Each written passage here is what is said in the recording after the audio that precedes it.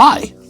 If you're watching this video, you may or may not know, my name is DJ and I'm from the Temple Music Academy. I opened the Temple Music Academy a few years ago, actually many years ago, it feels like at time to times, and that has been my staple, especially here on YouTube and the internet, for quite a few years now. Recent changes to the YouTube policies and the way that they're fixing to do things, basically, has forced this kind of fracture to happen. If you're watching this video, it is technically part of the old Temple Music Academy days. I'm recycling it for the purposes of getting this channel up and running here. So thank you for joining me on this channel, and I assure you this is not a fake account. It is still me. Watch it go. Dun test, jugga jigga wugga, daily style, jugga jigga wugga.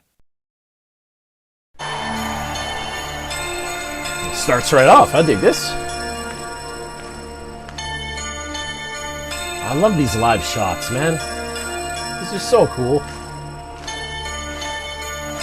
Crowd's keeping the metronome.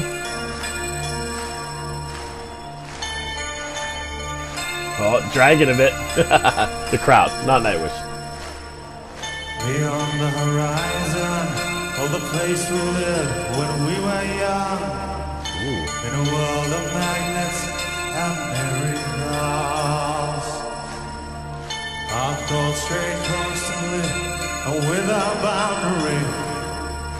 The ringing of the division bell had begun. Along the long road, long down to the causeway. Do they still meet there by the cut? Ooh. Okay, so there's a thing in music called cadence. Cadence is the ending or the rounding out of a phrase in a musical score. And what's going on here is they're kind of trading back and forth. Sometimes Marco does the cadence, and the other times the keyboardist does the cadence, which is really cool. This is really neat. I also want to comment on the sound control of the hi-hat from the audio technician's perspective. This is really good that the hi-hat isn't overpowering the microphone in his control, that I can hear the dynamicism when he's opening and hitting stronger on his right or left hand dominance. This is really neat so far. There was a ragged band that followed in our footsteps, running before time took our dreams away. So something that's very conducive of Marco's style is when he wants to do a really drawn out cadence or a more powerful one, you'll see him go way, something like that effect. But other times when it doesn't want to be as powerful, or he doesn't want to be as powerful, it's kind of like an afterthought. It's said like something, la da da da da da da, and then he'll end with a longer way. You'll hear that as a habit as it goes. Check it. Leaving the very small creatures that tried to tie us to the ground. See the long? Another long one? Oh.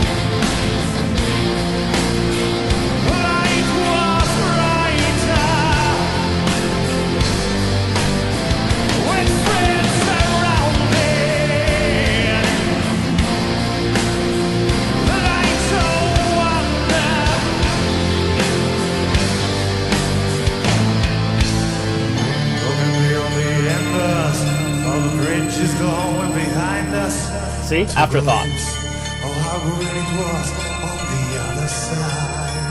There's a longer one. So you see that afterthought and then a longer one. That guitar tone is badass, dude. Badass. Rumor is we play the same amp. Rumor is. That's pretty cool, man. That's pretty cool. I want to definitely say that the snare drum sound is one of my favorites. As a guitar player, I'm often listening for a snare drum to keep me in time when I'm playing live with my band and whatnot, and the snare drum sound on this is crystal and perfect and tight and killer, and love every aspect of it. Every aspect. Steps taken forwards, but sleepwalking back again. Afterthought. The force of some inner tide. Long-winded sentence, see?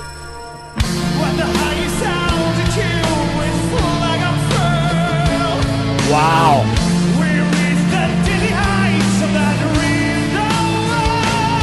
Wow.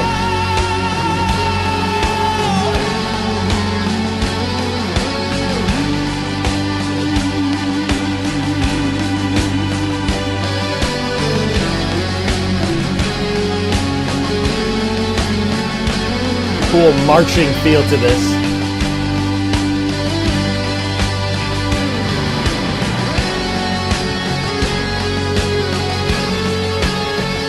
Good modal use, buddy.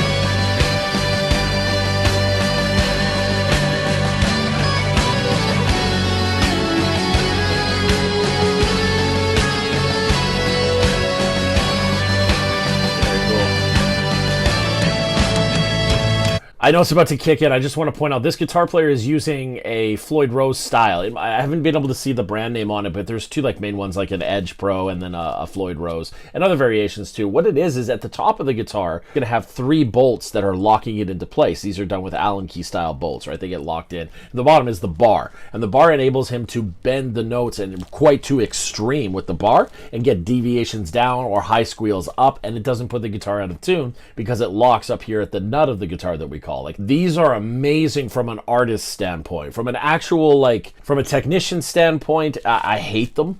But from an artistic standpoint, I love them. See, my band isn't big enough to have any kind of techs, or we don't earn enough profitability to have techs come with us when we go out on the road. And Floyd Rose's, they use a spring system in the back that makes it notorious to restring them. It takes what could be a 15 to a 20-minute job of a restring and makes it sometimes over an hour if you have bad conditions with humidity and heat, because the springs are constantly fluxing.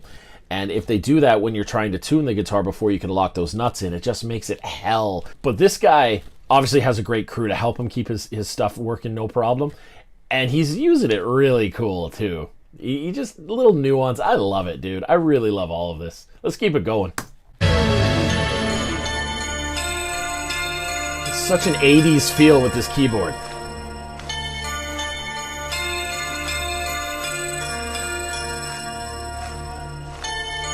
But forever, desire and ambition. Afterthought. Hunger, still unsatisfied. Full cadence. See what I mean? Our weary eyes still stray to the horizon. Yes. Look down this road, we've been so many times. The grass was greener. Light was brighter. With friends That snare drum. lights of wonder. With friends surrounded. And the toms. The definition of the toms. Down this hallway. Water flowing. The endless river. Forever and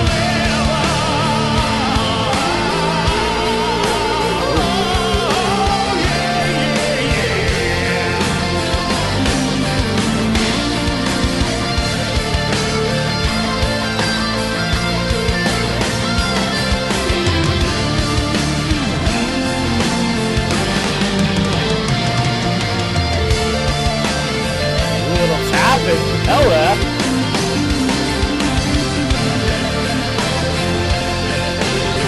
Get on it, buddy.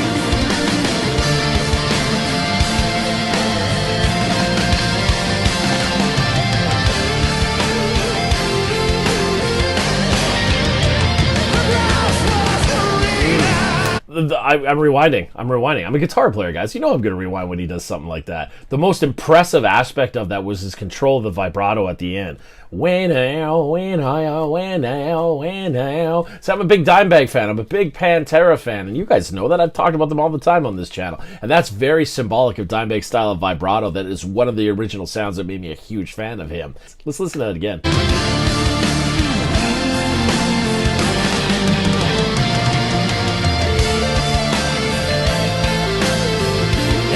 Yeah. You guys have asked me before to talk about guitar techniques that he's doing, so I'm just going to do it. When he taps, he takes an alternate finger. Pros typically use the middle finger to do it because the pick can stay in the hand, and he hits the fretboard in opposing areas to get higher range notes while he can leave his fretting hand to stay in like a mobile position, and then move the notes with the picking hand by tapping other places on the fretboard. This makes some really cool alterations. Most people, when they think of tapping, they think of Eruption by Eddie Van Halen because it's the most like dominant pop culture reference of it, which you can check check that out. It's also a really good example of tapping.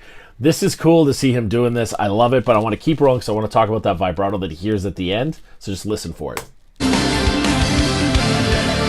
The tapping thing.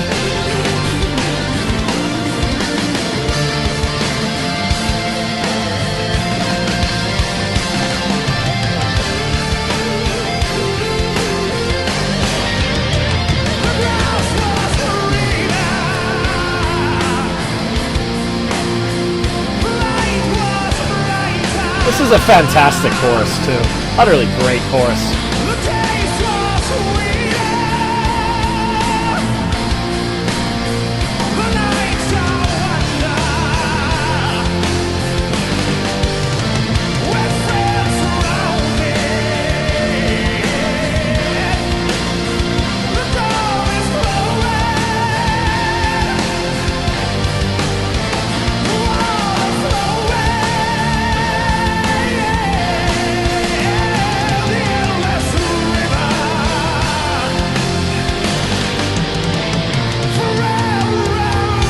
Cool slowdown.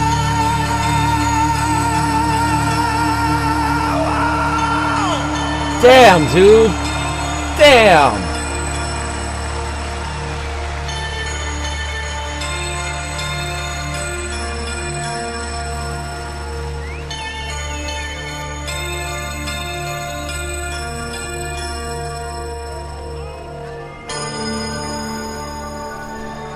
I'm going to rewind again. I want to hear that vocal line. I love this chorus. I love it.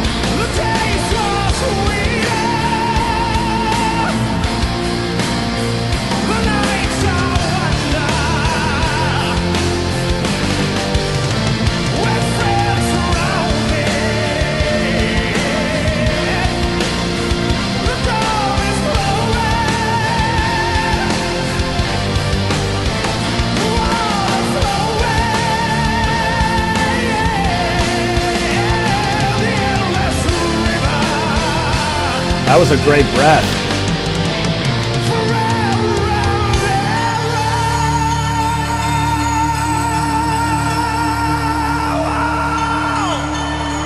Brilliant.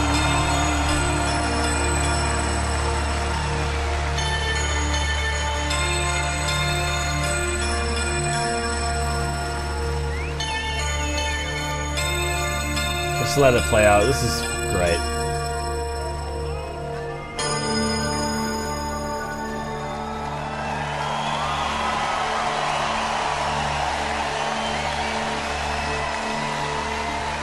Quietos.